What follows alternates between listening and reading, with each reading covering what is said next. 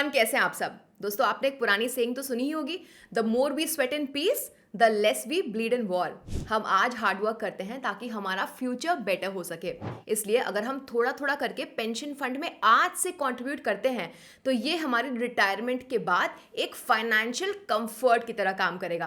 Pension funds large institutional investors में से एक हैं क्योंकि ये large amount of money listed and private companies में इन्वेस्ट करते हैं।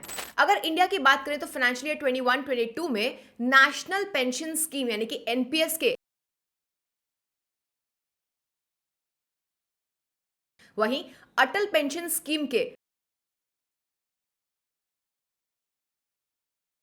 और एम्प्लॉय प्रोविडेंट फंड के पेंशन प्लान्स ये गारंटी देती है कि इन्वेस्टर को प्रॉमिस किया हुआ पे आउट मिलेगा ही मिलेगा, रिगार्डलेस ऑफ द फैक्ट कि इन्वेस्टमेंट ने रिटायरमेंट के बाद कैसा परफॉर्म किया हुआ है। तो दोस्तों, यहां पे सवाल ये आता है कि पेंशन फंड्स आखिर इन्वेस्ट कहां करते हैं। So pension funds primarily government securities, blue chip companies के बॉन्ड्स और स्टॉक्स में इन्वेस्ट करते हैं। हालांकि अब पेंशन फंड्स दूसरे एसेट क्लास में भी इन्वेस्ट करते हैं जिससे कि high rate of return maintain रहे। यहां अदर एसेट्स में रियल एस्टेट, इंफ्रास्ट्रक्चर, गोल्ड और इक्विटीज आते हैं। दोस्तों, इंडिया में पेंशन फंड्स को pension fund regulatory and development authority यानी कि पीएफआरडीए रेगुलेट करती है। ये मिनिस्ट्री ऑफ फाइनेंस के डिपार्टमेंट ऑफ फाइनेंशियल सर्विसेज के अंडर आता है। बात करते हैं एम्प्लॉयज प्रोविडेंट फंड ऑर्गेनाइजेशन यानी कि ईपीएफओ की। अब एम्प्लॉयज प्रोविडेंट फंड ऑर्गेनाइजेशन यानी कि ईपीएफओ अपने 85% एसेट्स को डेट इंस्ट्रूमेंट्स में और रिमेनिंग असेट्स को एक्सचेंज ट्रेडेड फंड यानी कि ईटीएफ में इन्वेस्ट करता है। ये ईटीएफ बेस्ड होते हैं Nifty 50, Sensex, central public sector enterprises और भारत 22 इंडिसेस के इक्विटी और रिलेटेड कैटेगरी में। इंश्योरेंस कंपनीज की बात करें तो एलआईसी, एचडीएफसी लाइफ जैसी इंश्योरेंस कंपनीज में यूनिट लिंक्ड पेंशन प्लान यानी कि यूएलपीपी होता है, जो कस्टमर्स को उनके रिस्क एपेटाइट पे बेस्ड इक्विटी और डेट रेशियो ऑप्शंस के डिफरेंट कॉम्बिनेशंस प्रोवाइड करता है। दोस्तों, उनके पोर्टफोलियो में गवर्नमेंट सिक्योरिटीज, कॉर्पोरेट डेट और इक्विटीज इंक्लूडेड होते हैं। अब बात करते हैं नेशनल पेंशन स्कीम यानी कि एनपीएस की। तो दोस्तों, नेशनल पेंशन स्कीम यानी कि एनपीएस में 7 पोर्टफोलियो मैनेजर्स हैं जो पेंशन फंड के पूल्ड मनी को इन्वेस्ट कर रहे हैं। वो है HDFC pension management company limited, ICICI prudential pension funds management company limited, Kotak Mahindra pension funds limited, SBI pension funds private limited, LIC pension funds limited, UTI retirement solutions limited और आदित्य बिरला सन life pension management limited. ये सभी portfolio managers अपनी अपनी financial decision लेने की expertise के हिसाब से पूल्ड फंड्स को इन्वेस्ट करते हैं।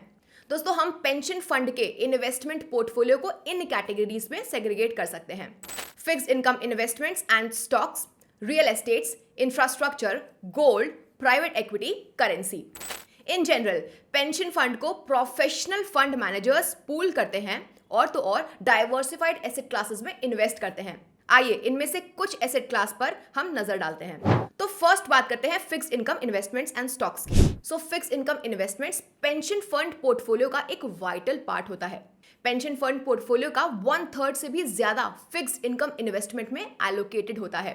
दोस्तों, इस असेट क्लास में government bonds, bills, treasury securities, investment grade bonds और कॉर्पोरेट डिबेंचर्स शामिल होते हैं। दोस्तों, जैसे कि आप जानते हैं, ये सभी के सभी इन्वेस्टमेंट्स के सेफ एवेन्यूज हैं जो रिलेटिवली लो रिस्क और मॉडरेट रिटर्न्स प्रोवाइड कर सकते हैं। ब्लू चिप कंपनीज के स्टॉक्स भी लॉन्ग टर्म में अच्छे रिटर्न्स देते हैं। मेजर पेंशन फंड मैनेजर्स अपनी एक्सपर्टीज और मार्केट एनालिसिस के बेसिस पर पेंशन फंड को ब्लू चिप कंपनीज के स्टॉक्स में इन्वेस्ट करते हैं। स्टॉक्स में इन्वेस्ट करने से dividend benefits, long term growth और हायर रिटर्न जैसे बेनिफिट्स मिलते हैं। हालांकि रिस्क इन्वॉल्व भी बढ़ने लग जाता है क्योंकि रिस्कियर शेयर्स में हायर रिटर्न्स की एक्सपेक्टेशंस बढ़ने लग जाती है। दोस्तों सेकंड पे हम बात कर रहे हैं रियल एस्टेट की। कुछ पेंशन फंड्स का यूज रियल एस्टेट प्रॉपर्टीज में इन्वेस्ट करने के लिए किया जाता है, जिससे कि एक ऐसा पोर्टफोलियो क्रिएट किया जा सके जो लॉन्ग टर्म में इन्फ्लेशन के अप्स एंड डाउन्स को कॉम्पेंसेट कर सके। पोर्टफोलियो मैनेजर एक रियल एस्टेट इन्वेस्टमेंट ट्रस्ट यानी कि REIT के थ्रू रियल एस्टेट में इन्वेस्ट करता है। दोस्तों ये REITs प्रॉपर्टीज को एक्वायर और एग्जिस्टिंग प्रॉपर्टीज को डेवलप करने जैसी एक्टिविटीज करती हैं, और ऐसा ये ज्यादातर कमर्शियल रियल एस्टेट जैसे कि इंडस्ट्रियल एरियाज, ऑफिसेज और कॉम्प्लेक्सेस में करती हैं। एक रियल एस्टेट इन्वेस्टमेंट ट्रस्ट एक टाइप का फाइनेंशियल व्हीकल है जो बिल्कुल म्यूचुअल फंड की तरह है। ये ऐसी प्रॉपर्टीज को ओन और मैनेज करती है जिनसे रेगुलर इनकम जनरेट हो सके, और तो और ये कैपिटल अप्रिसिएशन के लिए काम करते हैं। रेगुलेशंस के अकॉर्डिंग REITs को अबाउट 90% कंप्लीटेड और रेंट जनरेटिंग प्रॉपर्टीज में इन्वेस्ट करना होता है। थर्ड बात कर रहे हैं इंफ्रास्ट्रक्चर की। बड़े बड़े कैपिटल प्रोजेक्ट्स को उनके इनिशियल स्टेज में और प्रोजेक्ट वर्क्स के दौरान कंसिडरेबल फंड्स रेज करने की रिक्वायरमेंट पड़ती है। दोस्तों ऐसे प्रोजेक्ट्स में पेंशन फंड्स भी इन्वेस्ट करते हैं इनविट्स के जरिए। अब ये इनविट्स REITs जैसे ही होती हैं, एक्सेप्ट दैट कि ये इंफ्रास्ट्रक्चर प्रोजेक्ट्स में इन्वेस्ट करते हैं। दोस्तों इन इंफ्रास्ट्रक्चरल प्रोजेक्ट्स में power plants, water, road, energy etcetera के कैपिटल प्रोजेक्ट्स इंक्लूड होते हैं। फोर्थ है गोल्ड।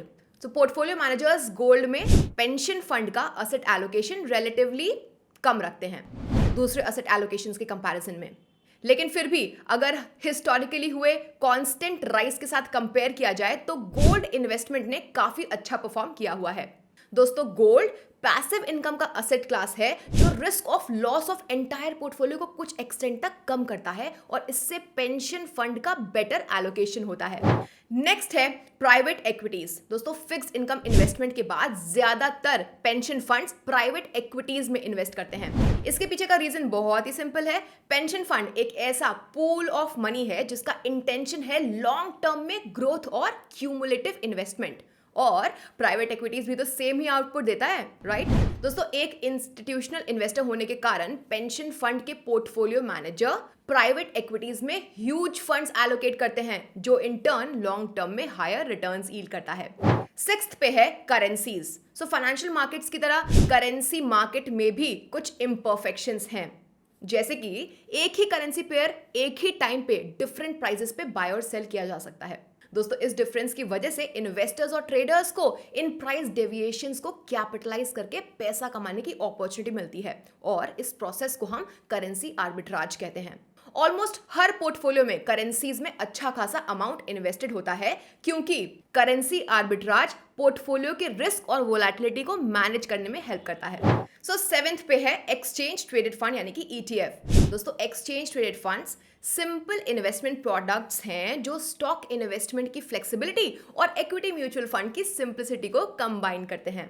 ETFs भी दूसरी कंपनी के स्टॉक्स की तरह स्टॉक एक्सचेंज पे ट्रेड होते हैं और मार्केट प्राइसेस पे कॉन्टिन्यूअसली बाय और सेल किए जा सकते हैं।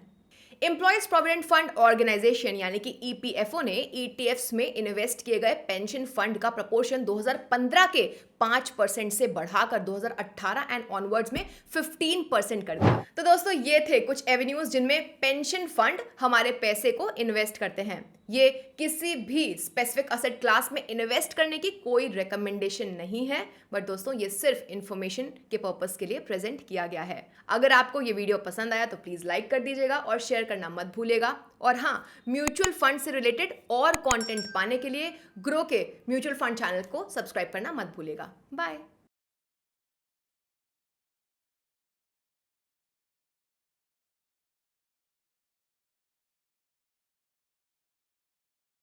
Mutual fund investments are subject to market risks. Read all scheme-related documents carefully.